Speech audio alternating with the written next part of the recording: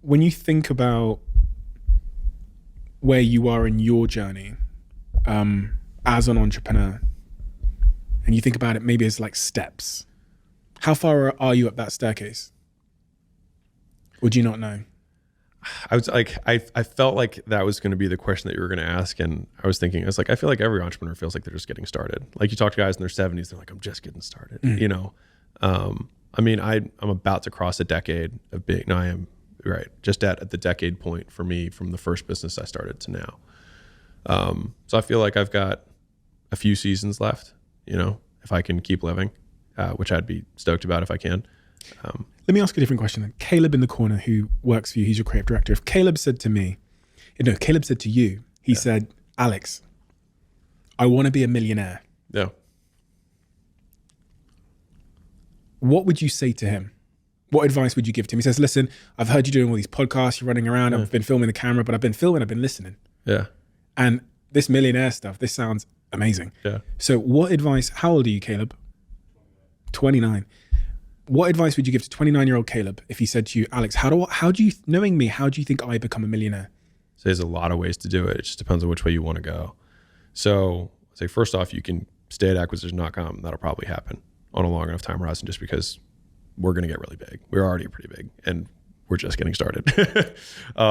So like I genuinely believe that, and that's 100% my goal is that every single person that we have becomes very, very wealthy because I'm going to die and it's not going to matter anyways. And if everybody else can make some too, great. So that is a path.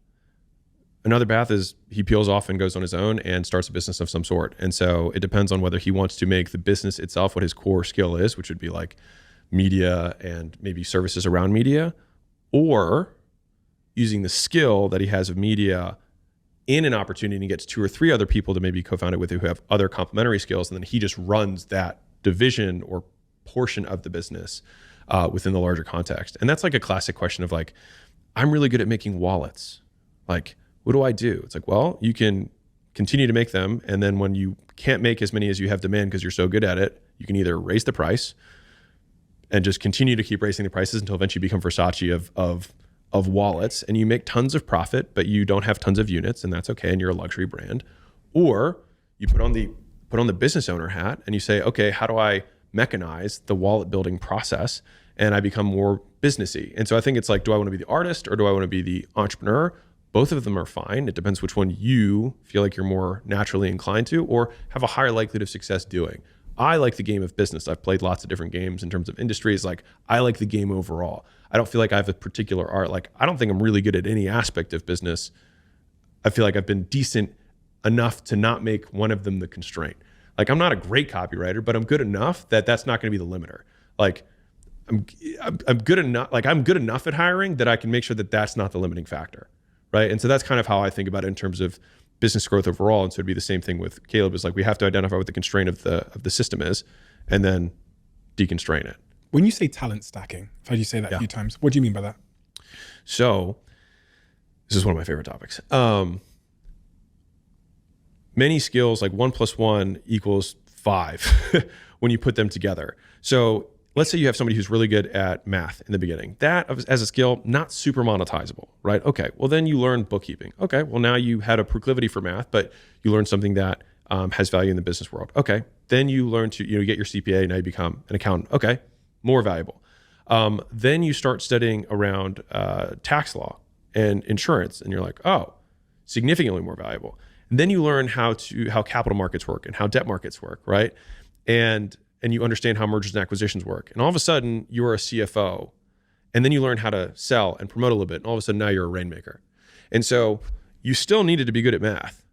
But when you stack these other skills on top of it, the original math skill becomes significantly more valuable when you have these skills on top. But each one kind of requires the one before, which is why one of the things I hate about kind of the entrepreneur world a little bit is like, they'll learn something new and then poo-poo the thing before. It's like, I'm not upset at the teacher who taught me arithmetic because I learned algebra. One was necessary for the next. And so as entrepreneurs, a lot of times it takes, I think, the self-awareness to say like, where am I at on my skill stacking adventure, right? And each skill, every skill you add to your skill tool belt makes the rest of your skills more valuable. which is why I think it's so cool, which is why I'm such a big advocate for education overall. And that's, I mean, mission of acquisition.com, make business accessible to everyone. That's why we put all this free stuff out there, is because like, if we can give people enough skills, they'll be able to stack them on their own and then just achieve whatever they want in a totally different way. If you allow me to go there, it's like, you look at Jay-Z, right? Maybe he was somebody who naturally had rhythm, right? And so then all of a sudden he learned how to rap. Okay. He took his rhythm, put it in a rap. Okay. And then he made his first CD. Okay. And then he learned how to promote. Ooh, significantly more valuable. And then he learned how to make a label. And then he learned how to recruit other artists. And so he still needed to learn how to know how to promote the other artists. If he didn't know how to promote at all, he wouldn't have been able to do it. But once he had the label, he got significantly more leverage on the skill of promotion. And he could recognize people because of his skill in rapping and rhythm.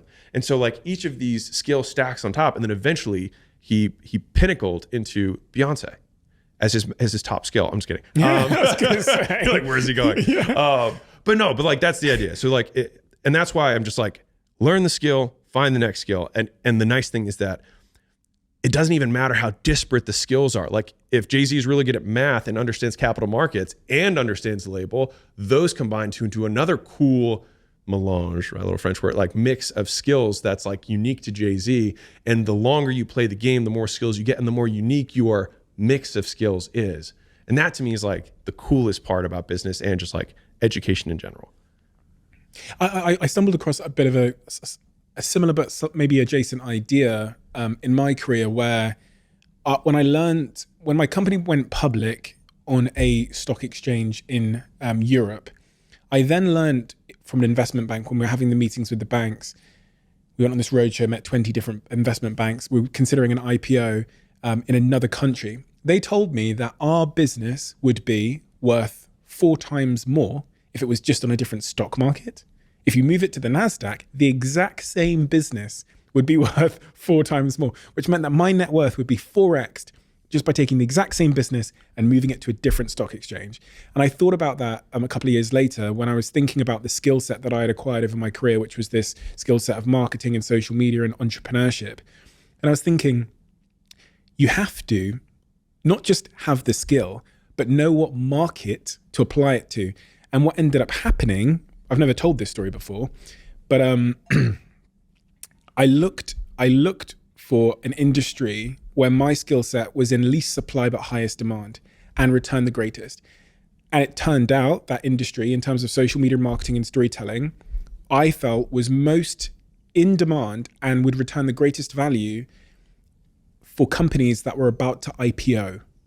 Because essentially, when you're going to IPO, if you have a good story, it can swing your valuation by hundreds of millions. Or in the case of the first company I worked with, when their IPO listed at 3 billion, billions. Yeah.